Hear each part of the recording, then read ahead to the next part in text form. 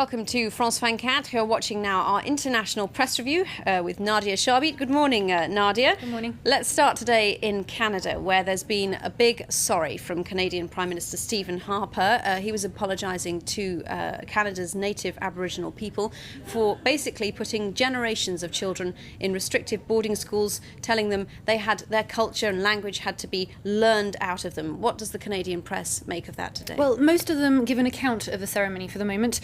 But the Globe and Mail has a really scathing editorial. Once more with feeling, but will it make a difference, is the headline. The paper starts by looking back 10 years to 1998, when the Indian Affairs Minister of the time expressed her profound regret for these boarding schools. So here we go again for yet another apology, says the Globe. An apology made by the man whose government killed the multi-million-dollar accord that would have helped natives cope with the real problems, says the Daily, that calls this a curious event for those who remember that the Conservative Party never spilled their guts for the Aboriginals. According to the Globe, this event shows the newfound touchy-feely side of the Conservatives, and it'd be for the Canadians to judge whether this new tack is genuine or not. Meanwhile, general Aboriginal policy is going nowhere fast, concludes the paper. I imagine there's a lot of testimonial too from those children who attended those schools and who found their childhood absolutely ruined as a result. Yes, truly terrifying stories and accounts. But one caught our attention in particular. Schools not entirely bad, native writer contends.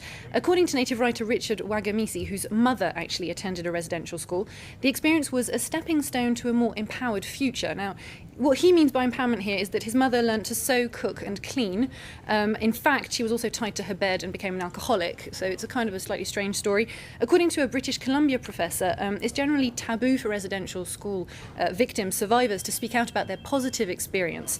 And says another that the media aren't interested in that positive experience. They've framed this story as an abuse story, pure and simple. But these positive stories could also be a case of Stockholm syndrome, as you know, even if they didn't all have an appalling experience, what they do have in common is that they were stolen from their families, all of them.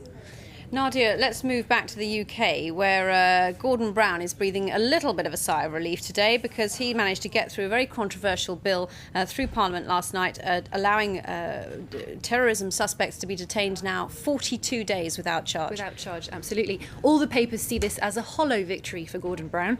The Independent's headline says it all: winner or loser is the question. And The Times has a great cartoon by Peter Brooks, where Brown appears as Marvel comic character the Incredible Hulk, except that he's the Incredible Sulk here. The movie's out soon. See him smash through a new poll low, reads the baseline, and the warning contains scenes of alarming inadequacy. Pretty violent. Harsh indeed. Well, and the paper has an editorial: 42-day detention, no time for celebrations, with Lords in defiant mood. It starts on a positive note, saying that a win is a win however achieved, but the bill may not go through. This is a temporary win, but it won't go much further. And another paper is more damning. The Guardian, much more cutting in its editorial: the risks strangling freedom without any security gain. This is a bad day for both liberty and British democracy, says the paper, that says that the liberties are under threat from two sides, by terrorists and overreaction from a patronising state. Very quickly, Nadia, in France there's some kind of pirate story, but it's in the British press. It is. The Independent: pirates of the Channel Islands, a £200 million treasure hunt. The paper reports on a private company that's trying to reclaim the booty of a French merchant ship that sank off the Channel Islands in 1666. It's not a very good year. Attacked by British privateers that sank trying to get the treasure, and now an American team has found this treasure and is hoping to bring it up to the surface. Goodness me, well, battle for treasure in the Channel. What next? Thank you very much indeed, Nadia Sharbit, for that review of the papers. Stay tuned to France 24.